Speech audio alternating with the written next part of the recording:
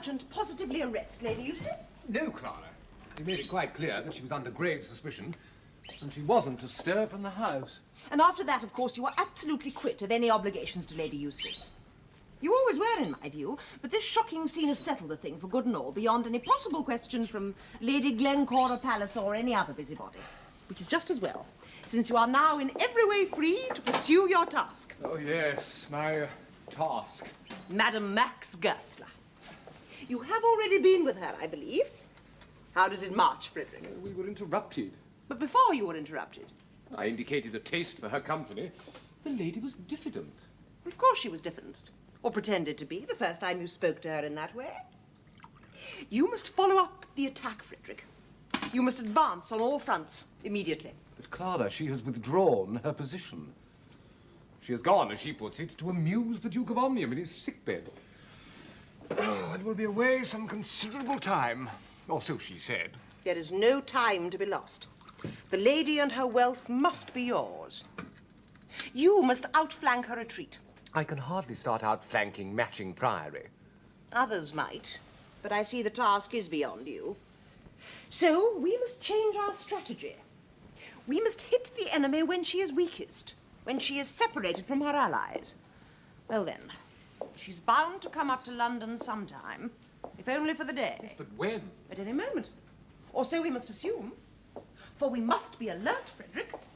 We must set spies and mount patrols. Observe her house in Park Lane by night and day. 24-hour piquet. And as soon as Madame Max sets foot there again, if only for a matter of minutes, you must be ready to sound your trumpet, draw your sabre, and ride into the charge. Cannon to right of them, cannon to left of them, cannon behind them volleyed and thundered. Stormed that with shot and shell, while horse and hero fell.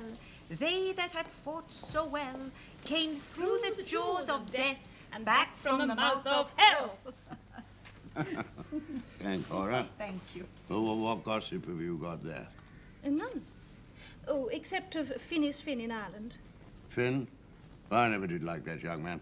Oh, come, Duke. A very fine young man. Conceited young jackanapes. He was a useful member of the Commons. Very useful, Planty says, if he hadn't been too independent.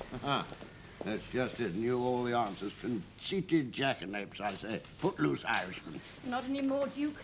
A staid, married Irishman and about to become a father at any minute. How long has he been married?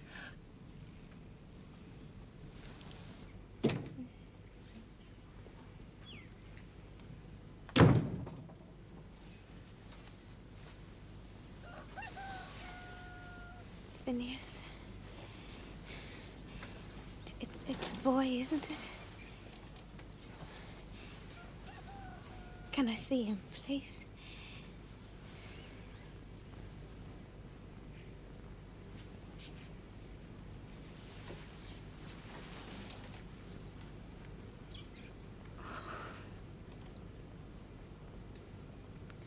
Poor little boy.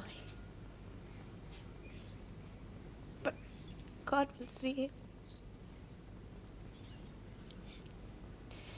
Phineas, I'm so sorry. I had so hoped that... Phineas!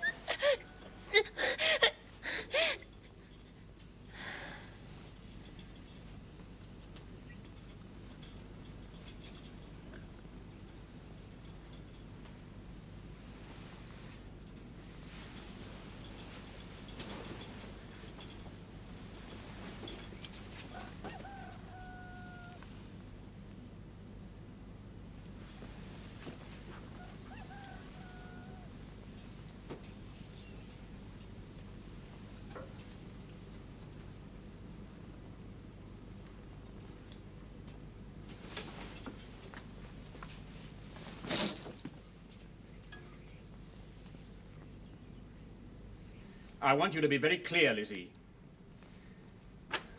Now that your maid, Crabstick, has volunteered to assist the police, they'll very soon know everything they want to. I suppose so. So it'll go very hard with anyone who has at any time misled them. Why are you telling me this? In case you have not always been strictly accurate. I've been as accurate as I know how. I hope so. Because if anything which Patience Crabstick reveals is at variance with anything that you have deposed, on oath, Lizzie, remember, then you are going to be in very sorry trouble. Not if I've got somebody to protect me. And that's what you ought to be doing, Frank. Not standing there being hateful, but protecting me. I am doing my best. You're hectoring me and lecturing. That's what you're doing. Is that all I am to expect from you after what passed between us? Only the other day in this very house. Lizzie, you know I never meant... Yes, I know, but you did, didn't you? Oh, marry me, Frank. You don't love that Lucy, and I don't love Lord Fawn. I've got a great deal to offer you. Money and other things. I have a great deal to offer all round. And that is just how you offer it. All round. I love Lucy Morris. Lucy ain't a patch on you to look at, Lizzie, but she's as honest as the day. And every single inch of her is mine. She ain't got any inches, not where it counts. Oh, she's so prim. Yeah.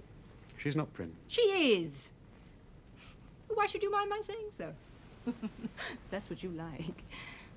I'm not prim, but then I don't pretend to be anything I'm not. No good, Lizzie. All right. All right. You go to your lovesick governess and welcome to her every faithful grisly inch. And don't come back here when you're tired of her. Poor Lizzie.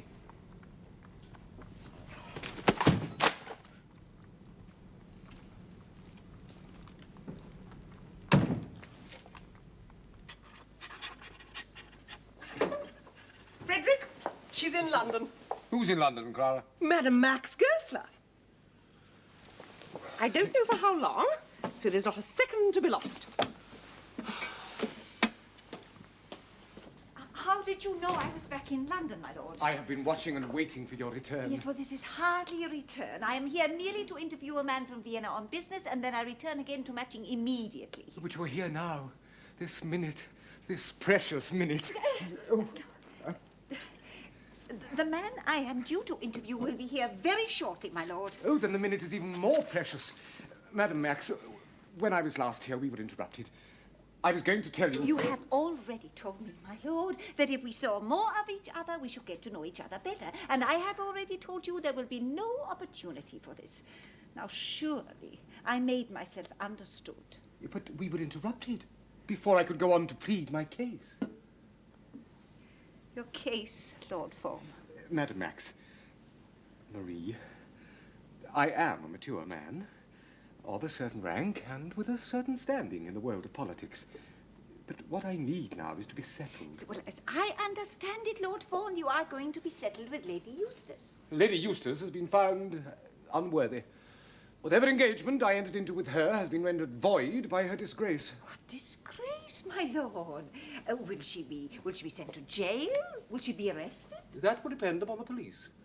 But there is no doubt that they suspect her of grossly misleading them. Ah, but no charges have been made against her. Surely your place is by her side till her guilt is proved. You must be the loyal cavalier of this maiden in distress. Lady Eustace is hardly a maiden. Matron, then. And I think I can fairly claim that she herself has released me. I am free to plead my cause with you. Lord Fawn. Oh, Frederick, call me Frederick, and take this hand. And let me tell you all that will come with it. First, my heart. And after your heart, Lord Fawn?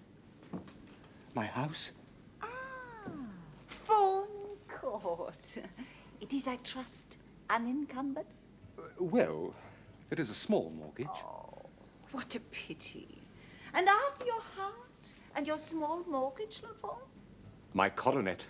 Oh, you have your own. Most peers nowadays, it seems, hire one when necessary. Oh, no, I was speaking figuratively. You see, what I meant was that you would be Lady Fawn, of Fawn Court, and all that it contains. Among other things, your mother and 7 unmarried sisters? Oh, so you've heard about them? Oh, my dear Lord Fawn, you surely were not going to conceal them from me. And pray, Lord Fawn, what comes after your 8 female connections? A place as ninth muse in the chorus? A place in political circles.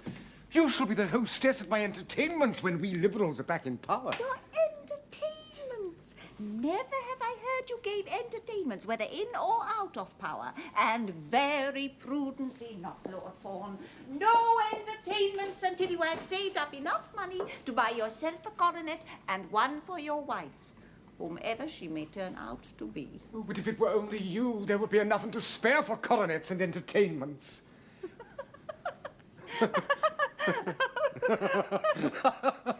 Oh, Lord Fawn, that at least is frank and brings me closer to liking you than I have been so far this afternoon. But no, my lord, I do not wish to purchase a coronet either in the literal sense or in the figurative. And that is final? Final. Oh. Well, I shouldn't have troubled you, I suppose. I never was much of a hand at this sort of thing. It always goes wrong when I try it. Perhaps you need more practice. You know, your style is far from elegant. But you talk as if it were all like cricket or fencing or something. More like fishing, my lord. You first tempt your quarry with your own worm before you can impale her on your hook.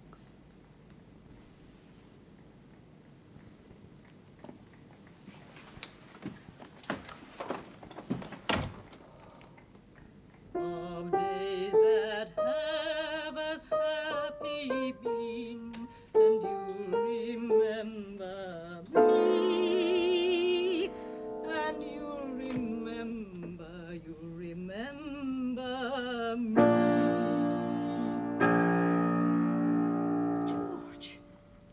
Well, how I've waited for you to come. Here I am. But I've been lying upstairs at death's door, not a sign of you, not a single word. Jane Carbuncle wouldn't let me come. She was afraid that what she had might be catching. But you've come today. Oh, I assert myself from time to time. Besides, I was getting uncontrollably curious. So, Lizzie, how are things with you now? Terrible. Oh, George. George, I need you so much. Calm, Lizzie. Take it calm. Now then, tell me. Just at this minute, how do you stand with the police? Well, they've not said anything. It's been ages since Crabstick was arrested, and still they've said nothing at all. I suspect they're waiting till they've got it all absolutely straight. Which is what I want to do, Lizzie. Get it all straight. Yes, well, I will tell you everything if only you will help me. All right, my dear. Now, may I take it that the necklace really was stolen at last by the thief who came to this house? Well, of course it was. You see, for all I knew, you might have taken it with you to the theatre that night and still have it hidden somewhere, in which case I'd sooner be talking to a bomb, Lizzie. It really was stolen, as I told you. Promise. Cross my heart. For what that's worth. All right, Lizzie, I'll help you what I can. Now then, listen. Whatever else happens, Crabstick has almost certainly told the police that the necklace was stolen from this house and not from the hotel in Carlisle. So very soon now they'll be coming on you for perjuring yourself before the recorder of Carlisle. And there's only two things you might still do to stop them sending you to prison. Oh, George. Either you take your hook over the channel and hope they'll not bother to stop you. I will. I would. If only you would come with me. Sweep me away over the sea, George. Like Byron's Corsair. You remember my Corsair? No, my dear. I shouldn't sleep for fear you'd have the gold out of my teeth.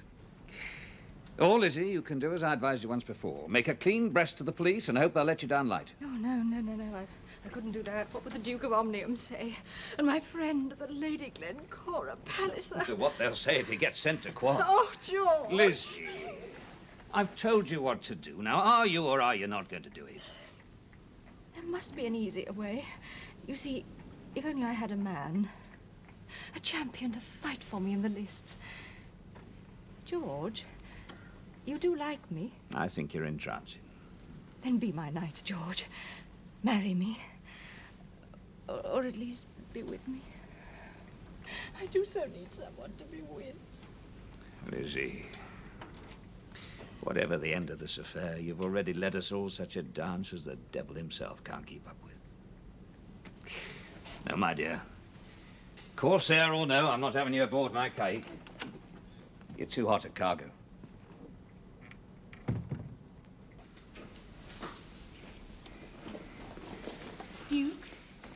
the Duke of St. Bungay and Plantagenet are here to talk to you.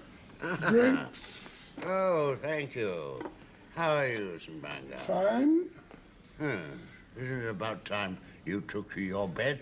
Oh. Well, Plantagenet, what's the news from London? What have the police found out about that crabstick woman? Oh, I can't say, Your Grace. I attend to the case very closely. So, well, perhaps I'm not entitled to talk about it. If people only spoke about what they attended to closely, how very little there would be to say, eh, Duke? I'm afraid there's nothing new there.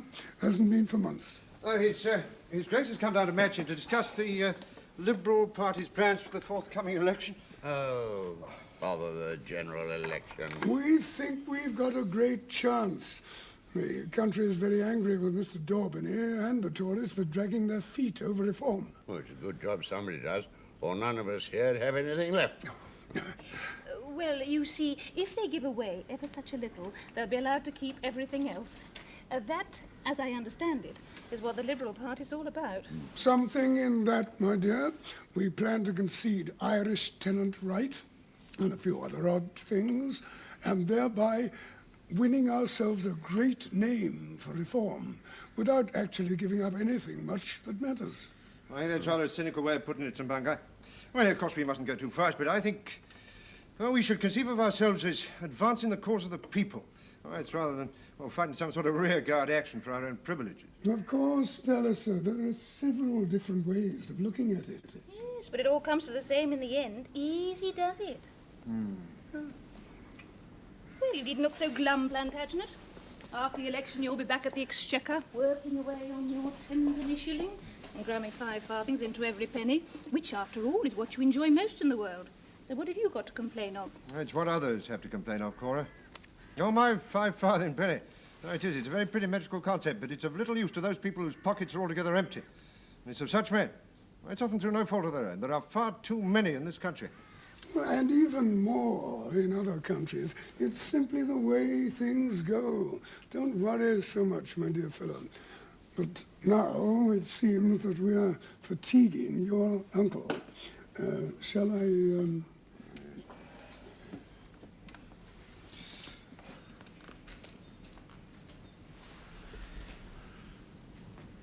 Plantagenet, Yes, madam? you're not going to leave me here the moment that you've arrived. Or leave you? Well, why not? Surely it is your turn to help me entertain the Duke. After doing it all these years, I'm worn out with it. He is your uncle after all. My dear, the Duke of St. Bungay has come down here especially so that we may be quiet and work without interruption on plans for the next election. You're not the only one who works, you know. I work too on your behalf, and I get no help from you. St. Bungay himself says, where would you be if I didn't get up my crushes to entertain your colleagues? Oh, I think that you quite enjoyed them. I hate them. I'm sick of smiling to my face. Cracks and tedious politicians. And then there's the children. Huh? And what about the children? Well, you don't even pull your weight with them. You only see them out of duty. Oh, Planty, why can't you enjoy them, play a game with them occasionally? No. It is nothing but a long face and work. What is the point of being alive if you don't enjoy yourself sometimes? Well, Cora, I think my work is my enjoyment. And I wish to God you'd look as if you enjoyed it. Oh, God, one of these days I'll jump off the roof. Well, Cora, you're tired of the sick room. Hey, come back to London for a change of air.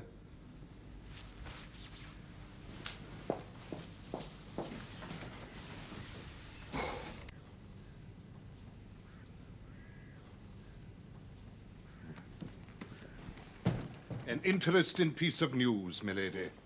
You found my diamonds? Not exactly, but I've been in the Chancery Court. I'm surprised your ladyship went there. Well, I don't go out much just now. Well, if you had been in the court not half an hour ago, you would have heard the judge say that that necklace is yours and always has been. The court did not accept the evidence brought by the solicitors for the Eustace family.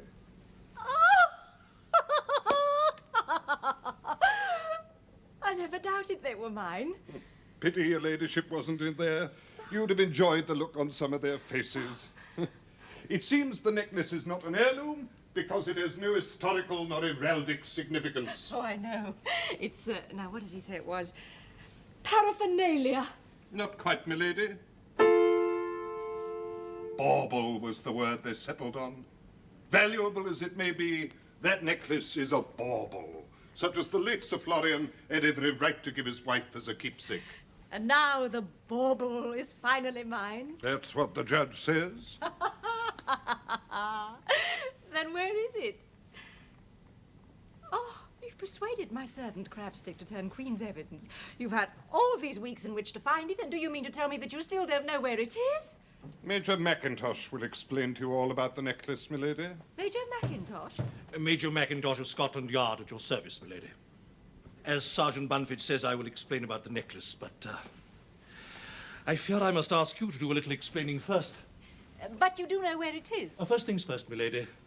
There are anterior questions. Oh, do stop prevaricating and tell me where my necklace Let us is. begin at the beginning, shall we? And we shall come in good time to the end. Where are my diamonds? To begin at the beginning, as I said. We now know that the diamonds were not in the safe when it was stolen from your bedroom in Carlisle. Where were they, Lady Eustace? Well, the quicker we can deal with the past, the quicker we shall come to the present. They were under my pillow. Well, I mean, I didn't trust that safe. It was so conspicuous. So I carried the jewels on my person during the journey, and I just put them under my pillow that night. My dear lady, I take off my hat to you. Riding on a public railway with £50,000 worth of diamonds jingling in your pocket all day long. But why did you not tell the police this? Well, you see, I was so confused. At first, no doubt, but by the time you'd reached the recorder's chambers, and there taken your oath. Well, it was too late to go back then. Was it? Or was it just convenient for you to say nothing? Because now everyone thought that the diamonds were stolen and that you need not hand them into court. Oh, really? I mean, what good would they have been to me? I couldn't wear them. I could no sooner have sold them than I would have sold the Tower of Pisa. Ingenuity and patience might have seen you through that difficulty. A trip to the Orient in a few years' time, eh? Ah, would I have been screwed into selling them for half nothing? Oh, no. My God, they were an agony, I tell you. They were my cross on Calvary. Which you could have escaped at any minute simply by telling the truth. But as it was, I presume you carried your cross on to London. I carried my own diamonds on to London, yes. Where, according to Patience Crabstick, you secreted them in the desk in your bedroom. And not that she knew at first, of course. But when her controller followed her to London and told her the safe had been empty, she watched you carefully and realized that the desk was where they must be. Sly, nasty thing, that Crabstick. At least she told us the truth. Major Mackintosh, I took you for a gentleman. How can you say such cruel things to a poor, lonely widow? To remind her just how precarious is her position. And so, milady, the diamonds are on your desk upstairs, and this was rifled while you and Mrs. Carbuncle were out at the theatre. Yes. And yet you told the police that all you'd lost was a few pounds. Well, I could hardly go back on my entire story, now could I? So you simply told another set of lies to the police? Yes. Meanwhile, Crabstick and her chief had at last got their hands on the diamonds and had, of course, disappeared. But then we had our first bit of luck. We ran down Crabstick. And she told you where they were? She told us who had them. Well, who had them? Not Lord George de Bruce Carruthers. No, ma'am. We did suspect Lord George for a while, but Lord George knows what weight he can carry, and the diamonds are a little too heavy for him. Mrs. Carbuncle. No, she runs under Lord George's orders. Mr. Emilius? Far too shrewd. Then who? Smiler Jenkins. Smiler Jenkins. An old familiar of Crabstick's. And of ours. Well, where is he now, this, Smiler Jenkins? Well, where is he? Don't you know? 100 yards from John Keats and about 30 yards down from Shelley. The Protestant cemetery in Rome, ma'am. As far as we can make out, he went to Rome to sell the diamonds and got carried away by malaria. Unhealthy climate down there. And Smiler had led a debilitating life. But what did he do with my diamonds? Hid them, we think, against the time he could find a buyer. But we know he went off for some days alone into the Campania. We think that's where he hid the stones and picked picked up his malaria. Then why haven't you found them? Oh, the Campania, my lady, is a very big place, and we're not even sure that they're there. Only Smiler Jenkins can tell us that. Poor old Smiler. Poor Lady Eustace, you mean? No, I don't. It's all your own fault. If you told the truth in Carlisle and handed the diamonds into the court in London as you should have done, they'd be yours today. The court awards them, Lady Eustace, and the law allows them. And if you told the truth, they'd be in your hands at this minute. Instead of which they could be anywhere in Italy. And you could be facing charges of perjury. Oh. We can't set up a case against the thieves, you see, because Crabstick has turned Queen's evidence on the promise of a pardon. And Smiler is lying with the Caesars in Rome. So, to recompense ourselves for our trouble, why should we not prosecute the only criminal left to us? Yourself? And are you going to prosecute me, Major Mackintosh? No. Oh. You're just a poor, weak, ignorant, greedy little woman who's told a silly lie about a silly toy.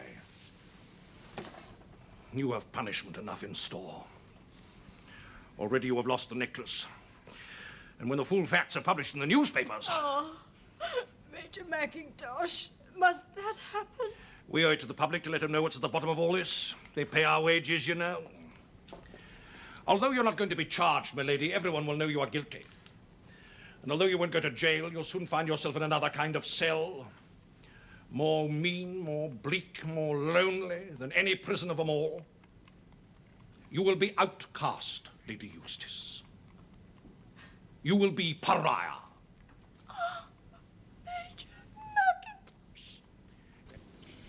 Now, 15, 2, 15, 4, 15, 6, and 1 for his knob is 7. My game, Duke. Splendid news, Your Grace. A definite date has been agreed for the general election. It's 2 months from now. And an old friend is coming back to stand in it. Phineas? Step in.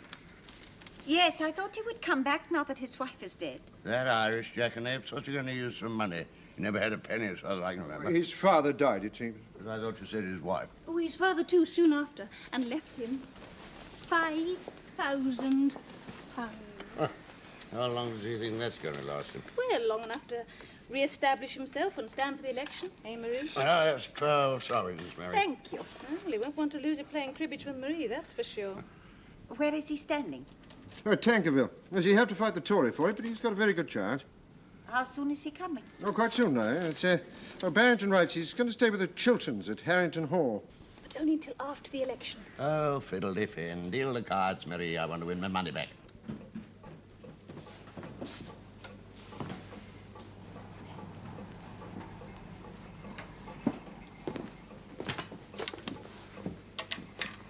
Phineas, my dear fellow, very good to have you back.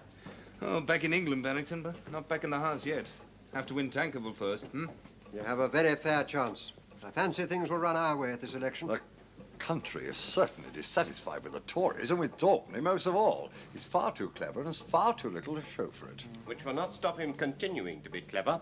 We must count no chickens before they're hatched. True enough. Now, Phineas, you remember Lord Fawn, I think? And Mr. Bonteen, of course. Good day to you, Finn. You've been away in Ireland, I understand. Yes. I'm concerned about the Irish, the economics of that wretched country. Ah, yes, I remember. I'm keen to see an improvement. That's very gracious of you. And Mr. Bonteen has become our foremost expert on trade and economics during your absence, Phineas.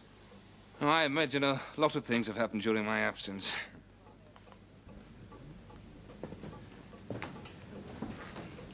Tell me, Monk, what are they saying now about disestablishing the Church of England? It was being canvassed before I left, or at least it was being very much talked of. Oh, it's still being talked of, but only in hushed voices. A very touchy matter, disestablishment. The Liberal Party is committed to it, sooner or later. Sooner or later, Fawn. There are too many tight bends on that course for our liking. Oh, I don't know. It's straight enough going to me, Barrington. Disestablishment means the severance of the official bond between the church and the state. Simple enough at bottom. You're being too crude, Finn. If you make an official separation between the church and state, then what becomes of the Queen's position as head of state and head of the Church of England? Who would appoint the bishops? Would they still sit in the House of Lords? And to whom, Finn, would you make the church ultimately responsible? God, I imagine. Even after your sojourn in the backwoods, Finn, you must be aware that this is a political question and not a theological one. But a question that need not concern us at the moment. I don't know so much about that, Monk. I have been informed that some of the electors at Tankerville do wish to know where I stand on the issue. No, Phineas. Avoid it. We don't want the subject raised just now. When you go down to Tankerville, keep silence on disestablishment. From what I remember, silence is not Finn's strong point. Like all the Irish, he has kissed the Blarney Stone. I fear you may be right, Mr. Bonteen. We Irish do talk too much, but we try not to talk out of turn.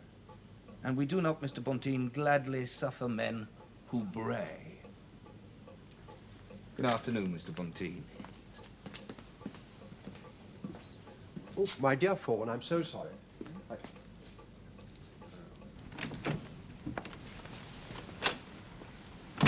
Seen this, have you?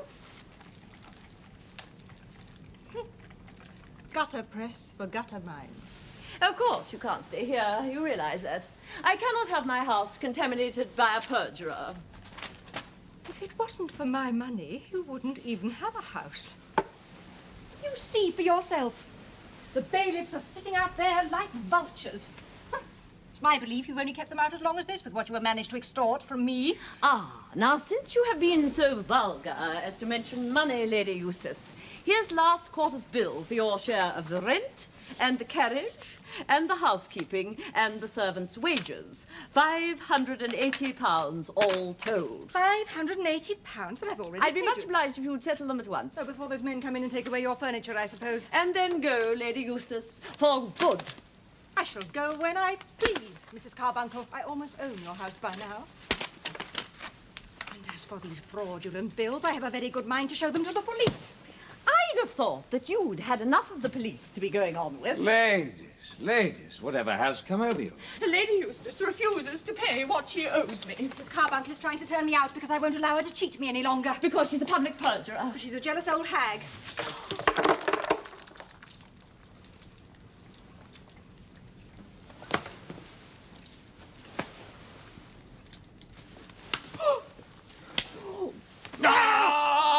Any more of this and I shall cane the pair of you. Now you, Jane, show me those bills.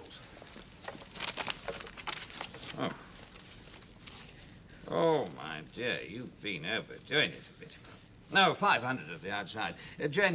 Lizzie, pay Jane 500 quid, and then if I were you, I should go and hide myself at Portray for a bit. I was going anyway, to rest my poor, tired soul by my beloved mountains and my surging seas. And I hope they fall on your cracking head. Be quiet, Jane. Very wise, my dear. With all this, you wouldn't get much peace in London. Now, you go upstairs and write out a cheque for Jane, and then get started on your packing. Now, go on with you, Lizzie. Oh, and one final word of advice, my dear. Don't try to be clever when there ain't nothing to be gained by it. Oh, George, I ain't clever at all. Ruined, and serve her right. Not her. She's got a health and youth, and a quick tongue and a pretty face and an even prettier annual income.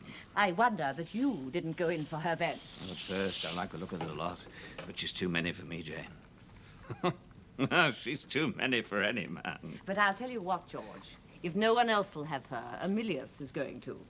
He's been with her a lot these last few days, rolling his eyes at her like millstones. Good luck to him. And she's encouraging him. I suppose she thinks that a clergyman's friendship will help pull her through this scandal. She could be right. Emilius? I doubt it. They say that he has a wife back in Prague, or wherever he comes from. Well, does she know? Well, who cares? She's sharp enough to see after herself. Amen to that. But the question is, who's going to see after us, Jane? Time's going on, my dear, and just look at those infernal duns. No better them than Lizzie Eustace. At least one knows where one is with them. Some of them are positively old friends by now. That's the spirit, my dear. I dare say we shall come through this yet. But with all that's been happening, we need a little respite. Italy, I think. Would you like that? Italy? Oh, no, don't be silly, George. The £500 will have to go to those wolves out there, and then we shan't have a halfpenny between us. Yeah, I think, Jane, that Lizzie's 500 would be rather wasted on those gentlemen out there. They'd only be back in a week for more. No, we'll change the cheque into cash without telling anyone, and then just slip quietly away in 2 or 3 days' time. Well, I'd never get away with that lot watching. Tell them you're going to church, and then join me at Victoria Station. You'll have to look sharp and travel light, but remember the first time? What?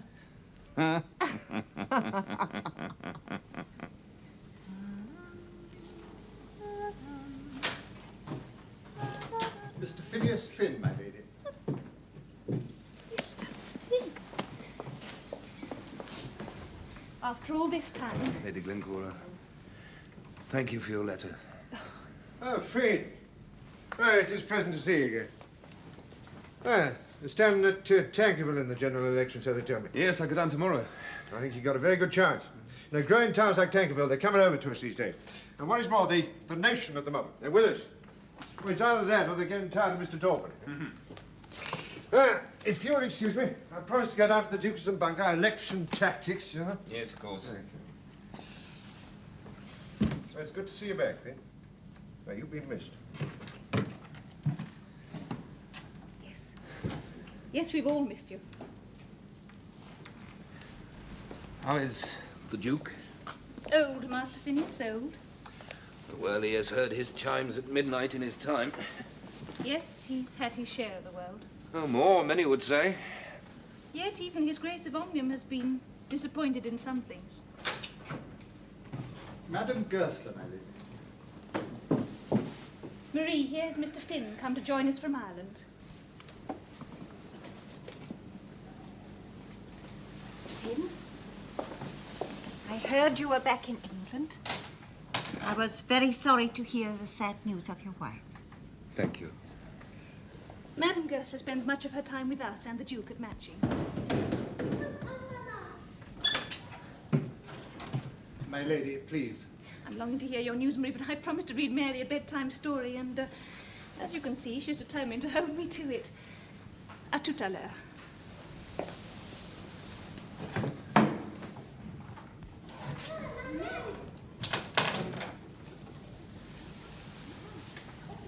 One of us must say something, Mr. Finn. I was hoping you would begin. Very well, then. How were things in Ireland with you, Mr. Finn? The time passed, Madam Max. You thought of us all sometimes? Constantly. And spoke of us, perhaps? Your wife. No, she would not have understood. And now the poor lady is dead, and you have come back to us. What are your plans? Take up politics again when I left off? You will hardly be able to do quite that yet, I think. Well, no, not quite. I shall have to get a seat first. I am standing for Tankerville, you know. After so long an absence, you will hardly be called to office tomorrow or even the next day. But all will come right in time. Time is just what I'm short of, Madam Max. You may have heard that my father died shortly after my wife, so I'm left temporarily independent, but only temporarily. Have patience, Mr. Finn. Patience, and all will come well in the end. I have always known you would be lucky in politics in the end, if only because you are so unlucky in love. What do you mean, unlucky? Your young wife is dead. Your old flame, Violet Effingham, is married to another. And then there was Lady Laura Kennedy, was there not? Who is now hiding with her father in Dresden. Mr. Kennedy would give her no peace if she came back to England. Does she enjoy peace in Dresden? Oh, if she does, that's all she enjoys. Locked away from everything she knows and loves. She's written pressing me to go to her, so I shall if I can. All the way to Dresden, Mr. Finn? And what of Mr. Kennedy, her husband? What of him? Oh, what indeed? He just sits up in Loch Linter counting bread crusts. Counting his grievances. He feels himself to be dishonored, Mr. Finn. That is what has broken him. They say his health is bad. even that his mind is affected. Oh, what misery marriage can cause. I know from my own. Indeed, Mr. Finn. And perhaps you should have more care who you marry. I had no choice. Well, choice has been restored to you. The gods do not often give us a second chance, Mr. Finn. Yours begins at Tankerville. Yes, I must go down there early tomorrow. I have preparations to make. So, we will say good night.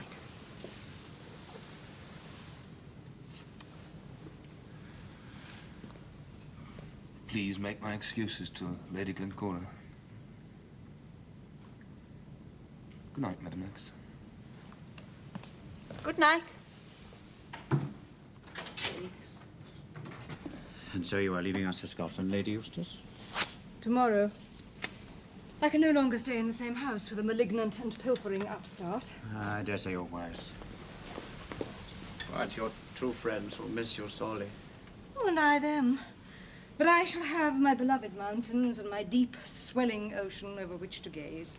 In solitude? In blissful solitude. Balm to my stricken soul. Indeed, indeed. But when at last that poor soul is healed, it will be yearning, I think, for another. To bring you sweet companionship. My excursions in companionship have not been very happy just lately. But you must not fester in bitterness. Lady Eustace, I wish you to know that however the newspapers or the public may condemn you, however liable you may be to unpleasant proceedings... I ain't liable to anything. Ah, then my mind is much relieved. However, since there are tongues, idle and treacherous no doubt, that venture to accuse you of perjury... Tooraloo, loraloo. Precisely. I would all the more wish you to understand that in my eyes, you are as immaculate and as radiant as ever. How poetically you put things, Mr. Emilius. Then let me put something else. Lady Eustace, we have now known each other many months, and I have received the most unaffected pleasure from the friendship, may I say, the intimacy that's grown up between us. Intimacy is a very deep sort of a word, Mr. Emilius. And very deeply, I intend it. So deeply that I now lay my heart, my hand, my fortunes, my career at your feet. My lady, I know your great rank. I have heard from the worldly that you are rich, but it is your transcendent beauty and purity which have pierced my heart. That's all very fine and large, Mr. Emilius, but I am told that some time since you used to have a wife in Prague. A falsehood, Lady Eustace. I am delighted to hear it, Mr. Emilius. And now, since my heart is sick with longing. Oh, Mr. Emilius. Speak, my beloved, speak. In all the wretchedness of my lot, amid all my trials and tribulations, I begin to feel that perhaps I may find a haven in your arms. My dearest. Yes, your dearest. Your dearest who now commits herself to you forever. Confident that your motives are not in the least mercenary and therefore intending to keep her properties and her income under her own control. It will be time to talk of such things when we are calm again. There will be no need of further discussion. When we are calm again. And now, in the first full flush of our heaven-ordained bliss, in the first ripeness of our lawful and mutual passion.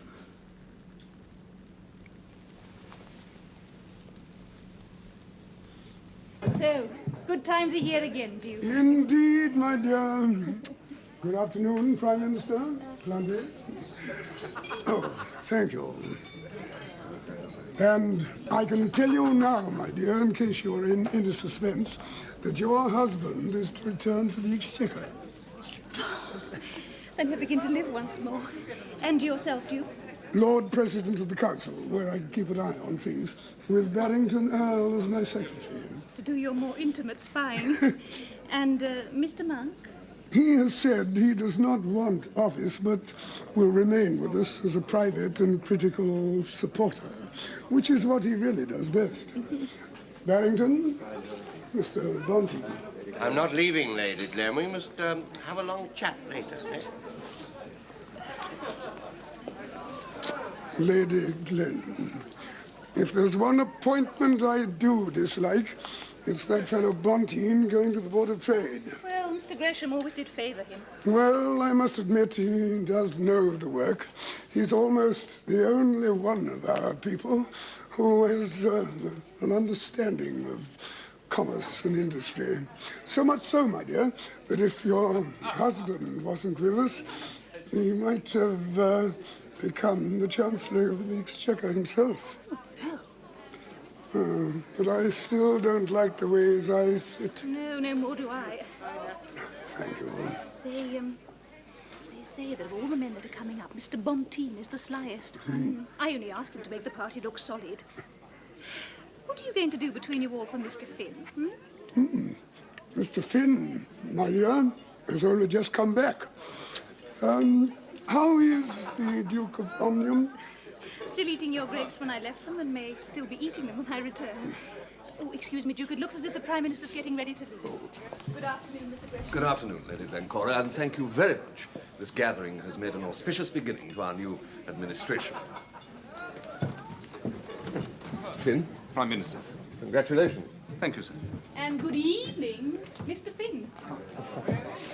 Congratulations, Finn. Well done, Phineas. Your opponent has been sitting for Tankerville for a long time. Well, I expect they got tired of him. Nothing like a new face to intrigue the voters. If I might just have a word with you, Finn. You said one or two things, I believe, at Tankerville about the disestablishment of the Church of England. That's rather premature, isn't it? I certainly spoke of the principles involved, but I said nothing to indicate that any immediate measure was likely. Well, you said, I believe, that there would have to be some hard thinking about the position of Her Majesty as head of the Church when the Church and the State become separate. Well, that implies a certainty, doesn't it? I mean, sooner or later. Well, so it is, Mr. Palliser. The Church will have to be disestablished someday. Well, many people, Finn, might find that contentious, you know. And the more so as it comes from you. Finn, you're an Irishman and a Catholic. Such remarks about the Church of England? I wasn't speaking as a Catholic. I was speaking as a liberal. Oh, so am I speaking as a liberal, Finn. I'm a slightly older one than you, and I tell you this. We're not going for disestablishment. Not yet.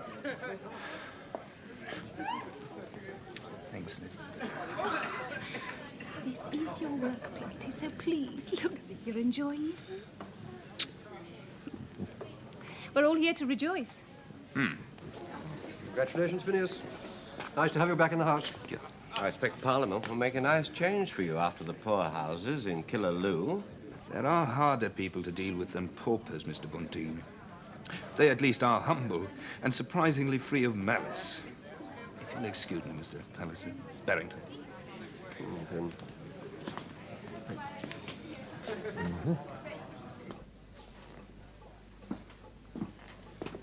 Barrington, a word with you for a night. Look, if it's about Bonteen, Phineas, I know he was infernally rude to you last night at the Pallisers, but we've just got to put up with him. We need him in government, you see. No, it's not about Bonteen, though. Come to that, I think I gave as good as I got. Well, just try and rub along with him. There's a good chap. He's going to be around for some time. Yes, I'll try and keep out of his way if I can, but Barrington, the man I really want to talk to you about is Kennedy. Really? What about him? Last I heard, he was going off his head at Loughlinter. Yes, and now he seems to be back in London. You see, I've just had this letter from him from his London address. He should have stayed out of the way. Now, what does he want? He wants to see me. The devil he does. Why? Well, Laura has been pressing me to go to her and her father in Dresden. She wouldn't let up, so I finally accepted to go. At Christmas. Now, Kennedy has heard about this, it seems, and he wants to see me, he says, before I go. Now, you're Laura's cousin. I'd appreciate your opinion.